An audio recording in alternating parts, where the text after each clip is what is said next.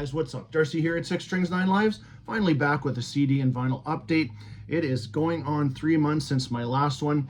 Probably the longest I've ever taken in between updates, but like I've said before, I just haven't been picking up as much. But I'm still picking up my new releases, which there's actually 6 to talk about in this batch. I got about my usual 10 items, couple new reissues I need to tell you about, and one awesome gift I will tell you about near the end of the video. But yeah, you get to that point of your collection where you're just plugging some holes and picking up, like I said, new releases. We're going to start off today with a band I've been meaning to get into over the years. Kind of missed the boat back in the day, but they had a 32-year gap in between their albums, and they just released their brand new 6th studio album, like I said, after 32 years. Here is Corner, Dissonance Theory. Absolutely superb. This is for sure my surprise of the year. To be honest with you, I probably haven't been this surprised with a new release since actually 2019 with Possessed.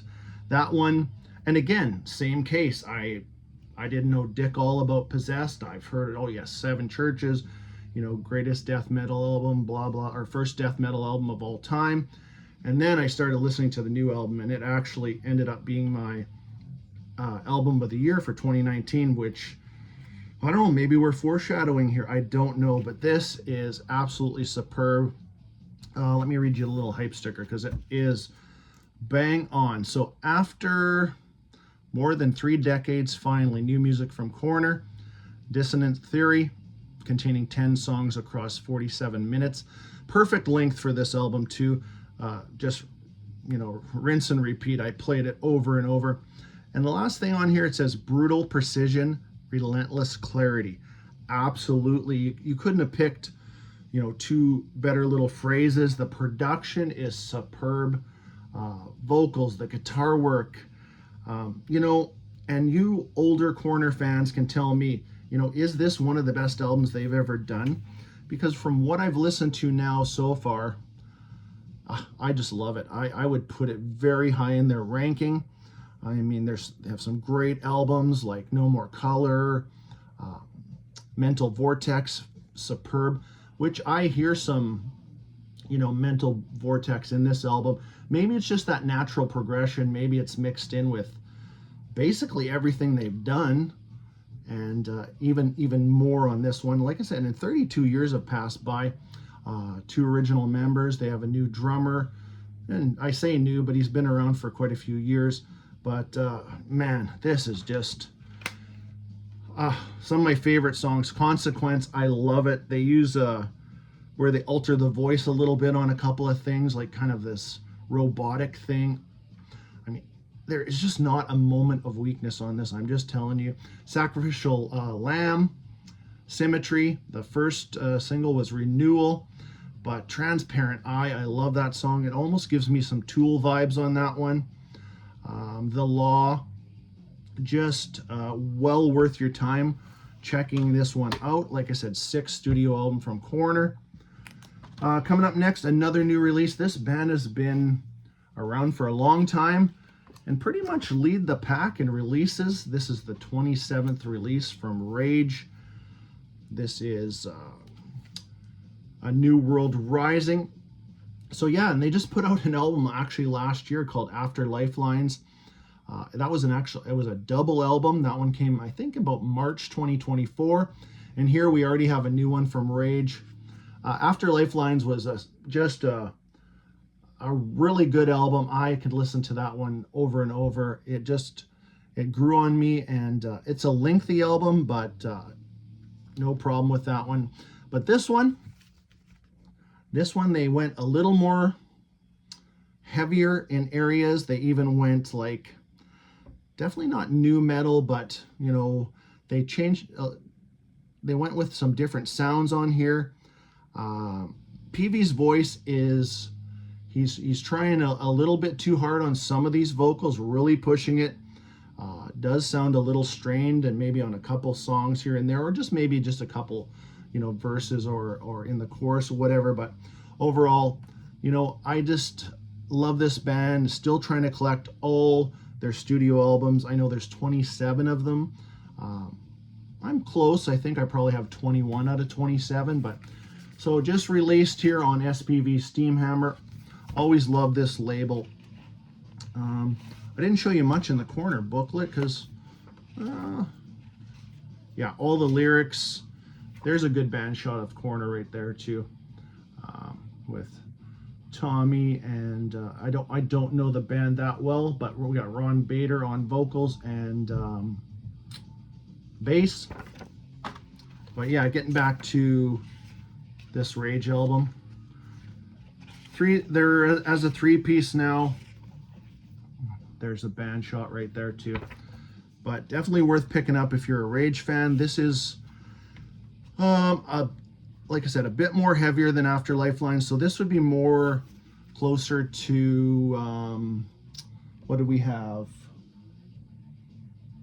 The Wings of Rage, which actually I would still put the Wings of Rage above this one, but love the artwork on this one. Great album from Rage. Check that one out too. Let's move on. I actually just did a review on this one a week or so ago. But here's the brand new 13th studio album from Testament, Parabellum, which you've heard a lot about over the last, since its release, October 10th. I love the album cover and the logo. Like I said, I'm a logo guy. I like when they change it up a little bit. So the T, the A, and the T is not blocked in on this one. They spread it out like, the first time they did it, I think it was on Souls of Black, and then albums like Dark Roots of Earth, they did that with their logo too. But anyways, I said quite a bit in my review if you do want to check that one out too.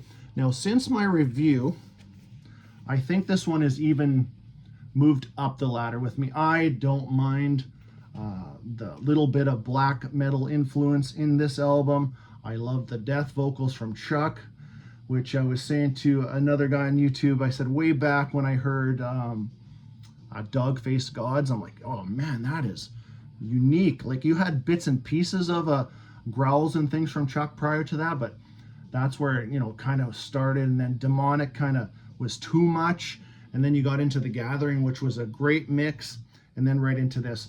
But I had said in my review that I wasn't that fond of Nature of the Beast. That it's more definitely different guitar work on that Nature of the Beast. It's like I said, it was even some Judas Priest meets Van Halen, kind of vibe on that song, but it's growing on me. And Room 117 wasn't that exciting at the time, but growing on me too. So let me just show you. I didn't show you which vinyl I picked up, but this is a Nuclear Blast release, like I said, October 10th. Great band shot, brand new drummer, or new drummer, Chris Dovis, which I've said he's definitely injected some, some energy into the band. He's only 27 years old, and these guys are all, around my age, a little bit older than me. But which one did I pick up? I got the black and orange vinyl, limited to 750. So that's very nice. It's a double vinyl, and flat as a pancake, which is a bonus. Sometimes you get these little wobbly or little warps, and a great booklet inside, similar to the great booklet I'm going to show you in another album here shortly. We'll show you. There's a great band shot of everybody, but here is a shot of one of my favorite rhythm guitar / lead guitar players out there, underrated, Eric Peterson. Pretty much wrote everything on here as far as music, with a little bit of help from Chris Dovis. And yeah, I mean, obviously Alex is on here, but he doesn't have any really writing credits. Chuck often writes with a guy named Del James, which is the case on here. And one song, High Noon, I think it's High Noon, no, Witch Hunt, with Steve Zetro Souza, formerly of Exodus. So yeah, if you haven't checked out the new one from Testament, it's definitely gonna end up, it'll be top 5 for me for sure for 2025.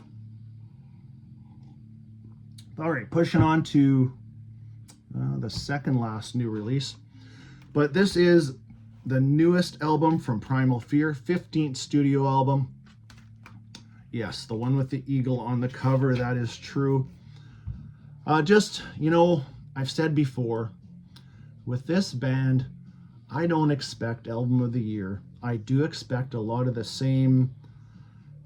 samey, whatever. I don't mind. They just give me a good, almost feel-good metal album. Raise your fist, whatever.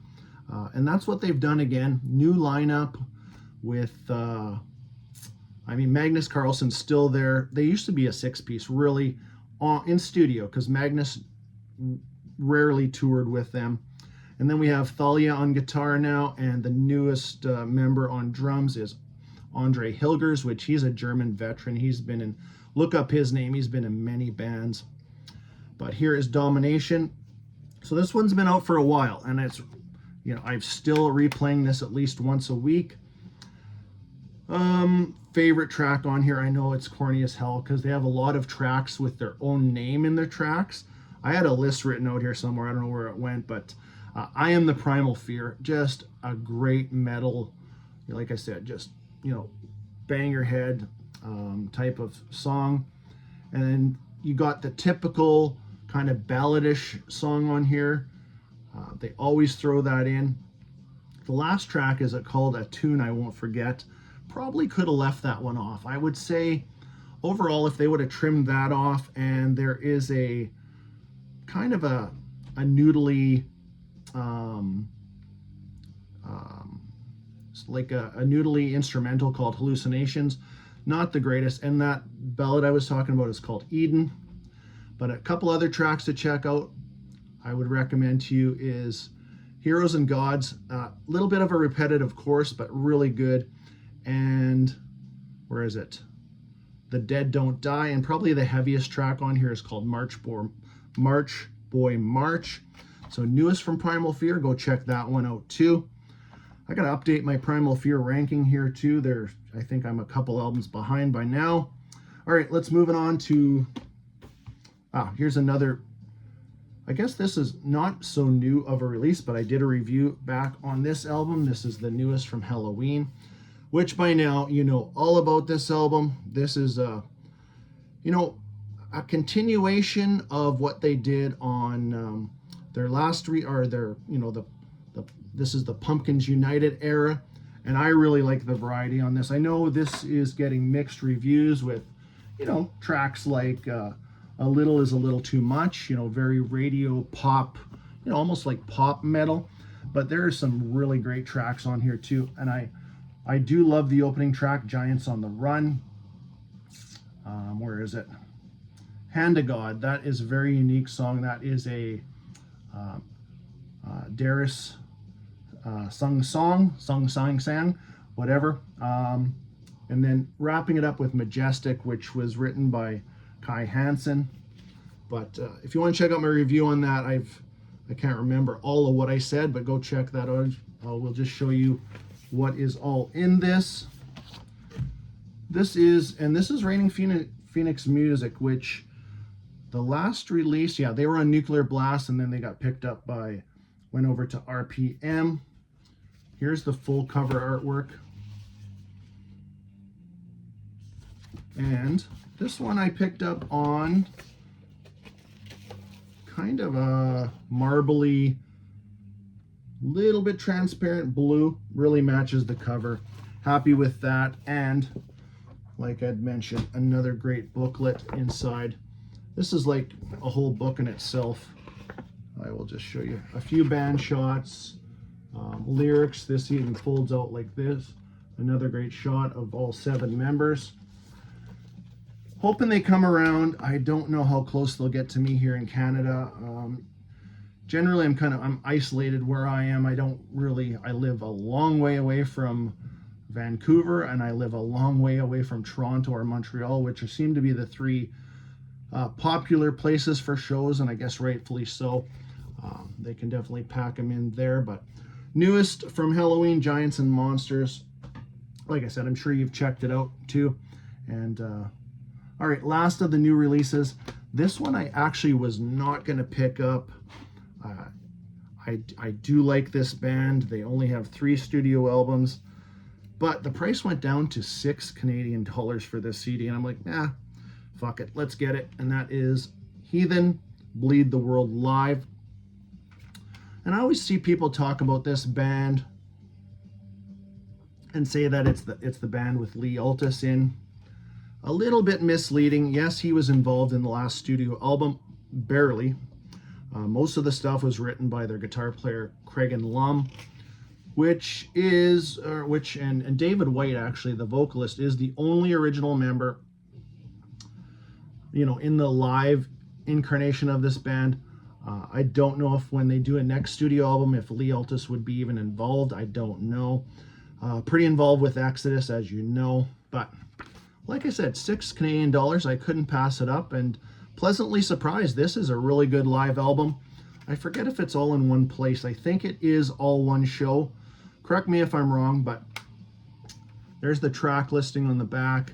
So they got the Rotting Sphere is a lead into the Blythe, which is off their newest album, which is Empire of the Blind. Another new one, but some classics they played. Dying Season. That one is from The End of Chaos. Where else? Goblin's Blade. There you go. Goblin's Blade and Hypnotize wrapping up this. Two of their absolute thrashterpiece songs. But like I said, you can't go wrong. Brand new CD for $6 Canadian. That's like dirt cheap. Obviously wasn't selling great too. Do you really need a Heathen live album in your collection? Well, if the price is right, you do. All right, let's wrap this. Well, we're not going to wrap it up. One more CD. Some holes I've been filling in my Bullet collection. And this is the Swedish Bullet. If you know the band, their last studio album was from 2018 called Dust to Gold. That is when I actually discovered this band. And they only have, how many studio albums does Bullet have? 7? Well, actually, I think their 7th album is coming out. I know their new album is called Kickstarter, and that one is getting released in January, but I think that is their 7th album. But I picked up their 3rd album called Highway Pirates, which just great. How can I describe? Well, first of all, the vocalist, I think he goes by Hellhofer. I think his first name is really Dag. There's a band shot there too. So I put it before, if Udo Dirksnyder and Brian Johnson from AC/DC had a baby, this is what the baby would sound like. And that is a spot-on description, if I do say so myself. And actually, their sound is probably 75 or 70% AC/DC, 20% early accept, and 10% just metal, hard rock, whatever. But I've been meaning to add to my Bullet collection. I've got 2 more I want to add, and then I've completed, like I said, they only have 7 studio albums. Definitely looking forward to their new one called Kickstarter. If you do want to check that one out, there is the title track is already released for that. So YouTube Bullet Kickstarter, check it out, and you'll hear those things I was talking about too.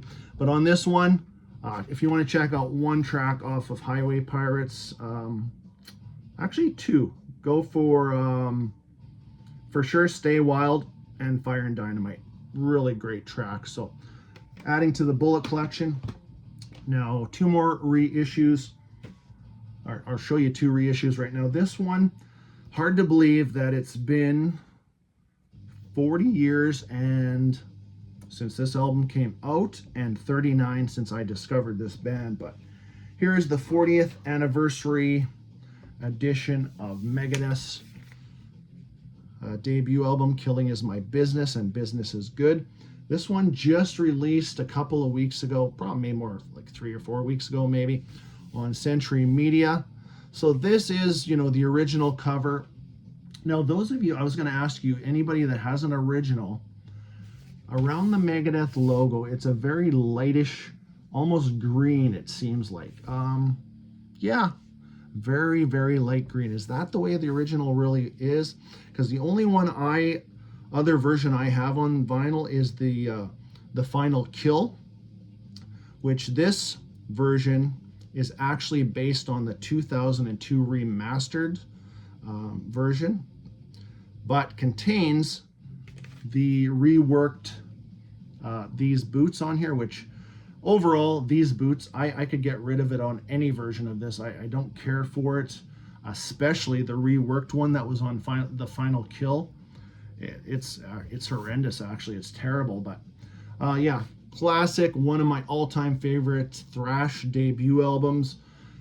My #1 song on here has always been Looking Down the Cross. Absolutely love it, but if you throw these boots out the window, there's not really a weak track on here. It is just so different and awesome and raw production, which you know the whole story behind this, but pretty cool version. Here's the hype sticker if you want to pause that too. Was not expensive. I believe it was only around the $30 mark Canadian. And what did we get inside? Okay, so a replica of the original inner,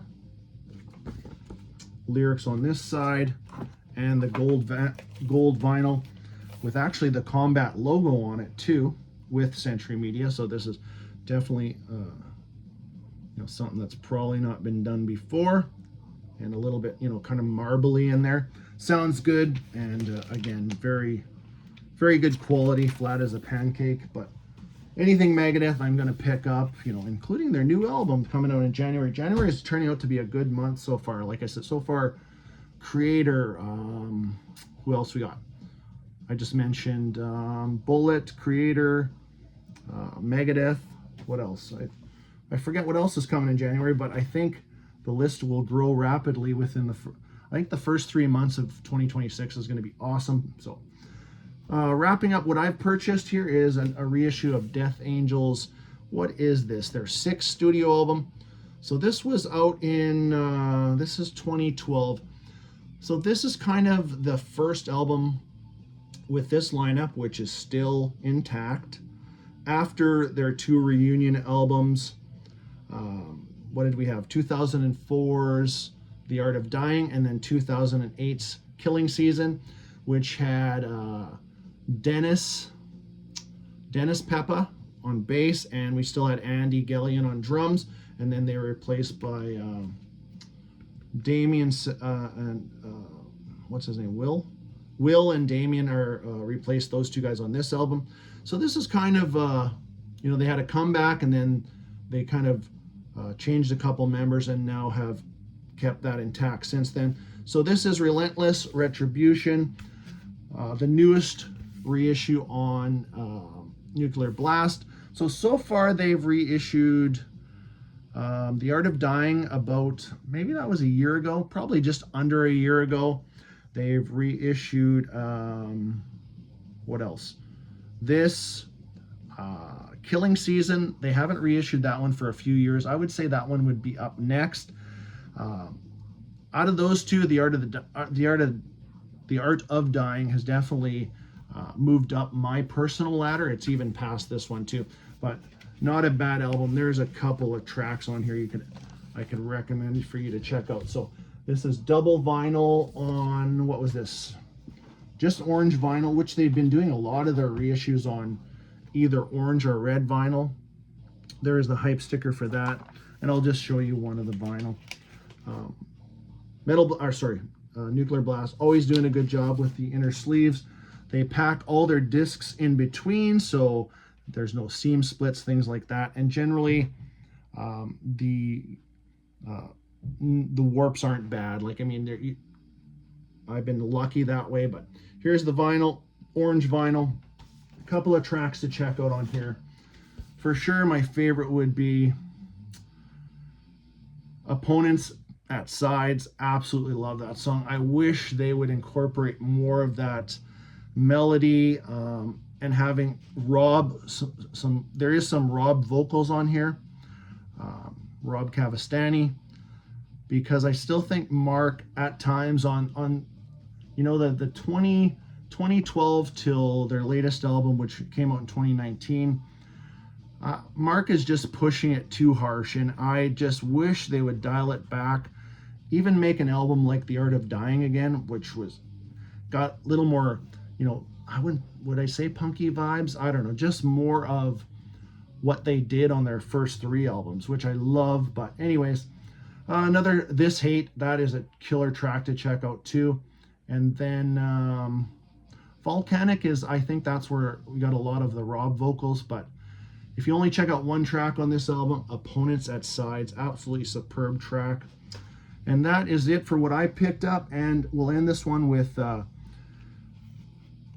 somebody that reached out to me. His name is Bruno Rios. He lives now in Canada. I don't know exactly where he lived before, but he says, I want to send you something. I have been working on this album a long time, kind of a solo labor of love type of thing. And his band, which is kind of he has a lot of helpers in this, and I'm going to show you, but this is Paranoia Church. The album is called Till the Wolves Come Home. Self-produced. He only made 100 copies of this, and he was very nice to send me one out. He watches my channel. He watches a lot of YouTube channels, and he said since he's moved back to Canada, it's what keeps him going with metal. So I'm assuming maybe he lives somewhere in Europe or a European country where the metal vibe is way up here. But hey, glad we can help with these channels just to chat about music. But there's Bruno himself. I think he played bass and guitar, I think, on this whole album, produced it himself. And there is the list of people that he has on this album, including current drummer of Annihilator, Fabio Alandresini, if I'm saying that correctly. And then the list of the other names. I don't know a lot of these guys, but they're all involved in each of these tracks. And one of my absolute standout tracks on this is, where are we? Back to the Ocean. I just love it. So he included a lot of his own influences on this album. Merciful Fate, Judas Priest, Accept. Definitely some Typo Negative in here. I'm not a huge fan of that, but I don't dislike it. And even bands like Marillion and Tears for Fears, which I'm definitely a band. I mean, in the 80s, I loved Tears for Fears and still do love their old stuff to this day. All mixed up, wrapped into one. So if you want, go out and check out this band, Paranoia Church. You will hear a lot of those influences I said. Even included a cool guitar pick too. So thank you, Bruno. And sorry it took me this long to get to showing this off, but I have listened to this at least 15 times. It is awesome. So that is it for my update for, I don't know, hopefully not 3 months again, but I hope you enjoyed that one. Until next time, stay heavy.